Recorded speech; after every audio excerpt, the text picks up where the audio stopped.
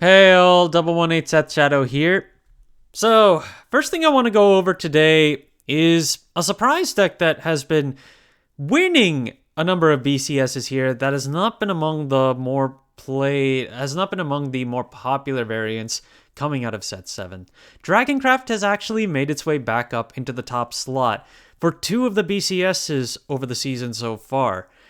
And they're being led by the new Valdane Curse Shadow, which is Natra Dragon. So Valdane is a pretty inexpensive card to pick up right now, where base form wise, you can pick it up for maybe $5 tops if you go to the Super Legendary, but otherwise it's more or less a $2 card.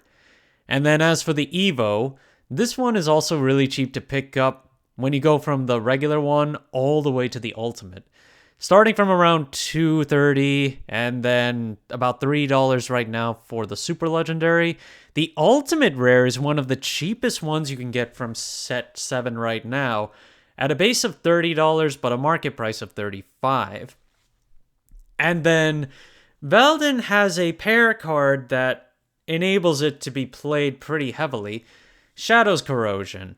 So the thing about the Natra cards in particular is that they all have some kind of a spell that works in tandem with them.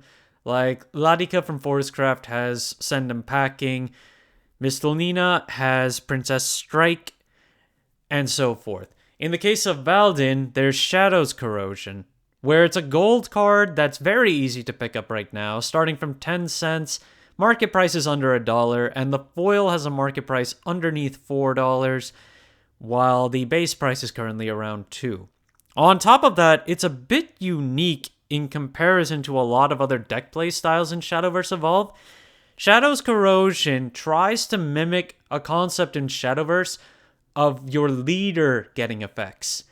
Shadow's Corrosion is a spell, but the way it works is that after it's played, if you have Valdin, it moves into your EX area and stays there. And from there on, it continuously burns your opponent for damage depending on how many Natra cards are in your cemetery. So that's the closest thing we've gotten to leader-based effects, where even though this is a spell, it plays kind of like an amulet, but it's in the EX area and it operates from the EX area. There are not very many methods to deal with the EX area, and even for the ones that exist, they would typically just have to be played for this specific matchup, and otherwise they're not as heavily played regardless. In any case, Dragon has been a pretty powerful deck going into this format, so definitely not one to underestimate. Balion Sovereign Light, which is one of Swordcraft's two big legendaries to play for Natra of Sword. This one is pretty cheap to pick up if you want to just get the base form, but the main thing is that you want the Evo on this one as well for the consistency engine.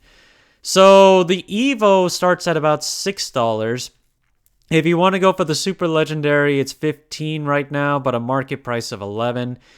And then when it comes to the base form, they're $5 and under right now for their base listings, including the Super Legendary. And market pricing around that one ranges from about $4 to $7.50.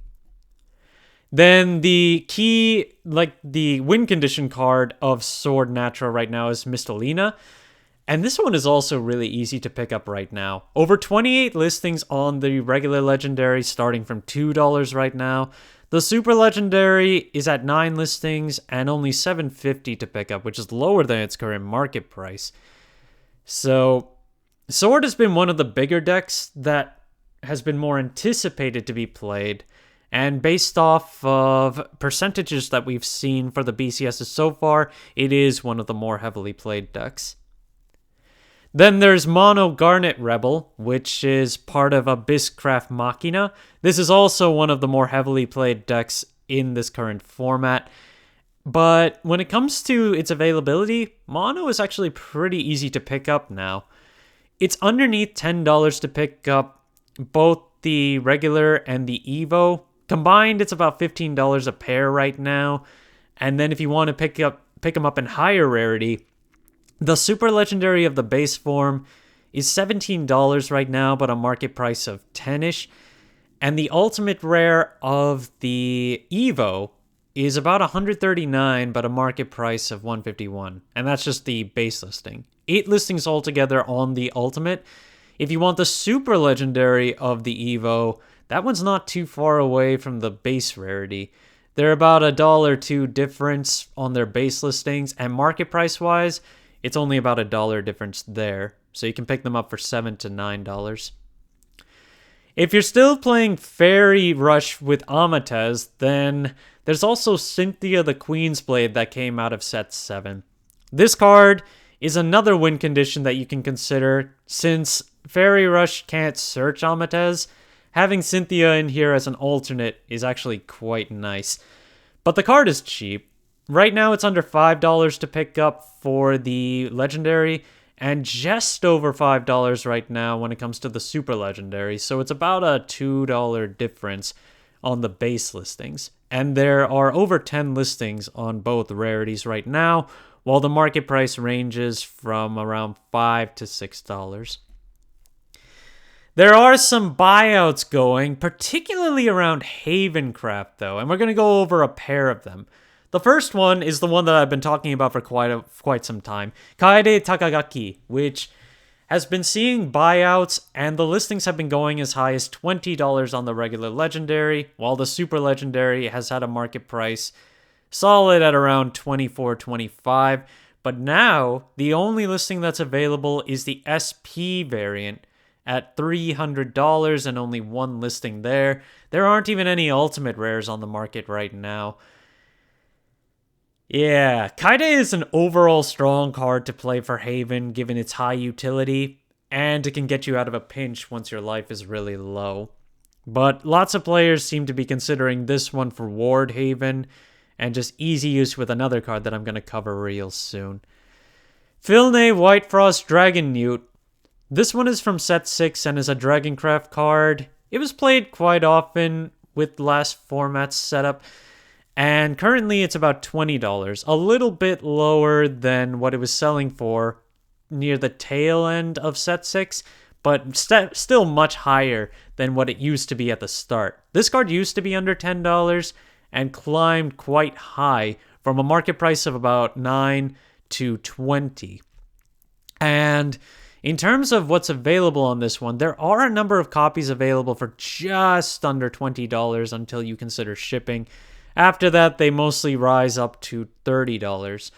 But Filne has kind of fallen off with set 7. They're not being considered for play as much, but it's still a nice utility card. Although, to max out its value, you would also need to play Whitefrost Whisper. Ginsetsu, on the other hand, has been off the market for here and there for its base form, because this one has increased quite dramatically in price. It's now about $16 with 3 listings on the market. Thank goodness we actually got some listings back up here. And this card also used to be under $10. When it comes to set 6, I feel like players really just fished into it for Quan more often than not. But there are a lot of good legendaries to pick up out of this one, and Ginsetsu is honestly one of the biggest in my opinion. As for how many are available, the base listing has it at about $16, but has the most quantity. After that, it's actually a $20+ card with only 3 copies between 2 listings. There are super legendary Rulnai base forms back on the market now after this card has basically been non-existent for I don't know how long. And they're starting from about $25, 3 listings overall. And in terms of what they've sold for before, they've gone as high as $30. Rulnai is still a pretty solid option when it comes to Abysscraft for being able to control decks that apply spells, and of course it has its own ability of discarding once you Evo it. And to top that off, it can destroy followers once you hit Necrocharge 10.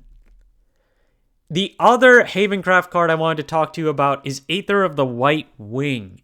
This card is pretty much bought off the market with the exception of 1 listing on the base legendary. This card is set 4 and now only has 1 listing at $13. The market price on that one is $6. This also has a Glory Finder reprint, And the price on that one, market price wise, is just under $3. The super legendary is completely bought off the market at $8.50 for its market price. And as for the ultimate rare, there are listings of that one available, but they start from $80. So one of the big combos in conjunction with Kaide is that you can just use Aether to pull out Kaide straight from the deck, banish a follower, and now you have 2 wards on the board. So on top of that, Aether just pulls out any Havencraft follower from your deck. So it's overall a strong card that can be used as almost any card in the deck, plus giving you an extra 3/5 ward. Agnes Tachyon, which is still the biggest card to pick up from Uma Musume, has been seeing more of a drop-off recently, but it's still very slow in terms of its drop-off. 20 listings altogether on the base legendary, starting from $25, but a market price of $28. And when it comes to the Evo, that one has also dropped off to just over $3 and a market price of $7.50. There are also over 10 listings on that one, but just barely. 20 listings on the base legendary. As for the SP, looks like the base form actually has its listings far down to a base of $150, but a market price of $300. The Evo, on the other hand, still has $400 base for the SP sign. So, which is actually kind of interesting to see, given that the base form has always been the more expensive one. Even the super legendary is still over $40 compared to the super legendary of the Evo, which is currently under $10 for base. Dark Angel Olivia has truly fallen from grace here, where the card has dropped off under $10 for both its original from set 2 and the Glory Finder reprint. Market prices are $11 to about $14, but the super legendary has really fallen. $12 base right now with 18 listings on the market, and the market price of that one is $46. Olivia has just really fallen out of favor given the current climate of how decks play.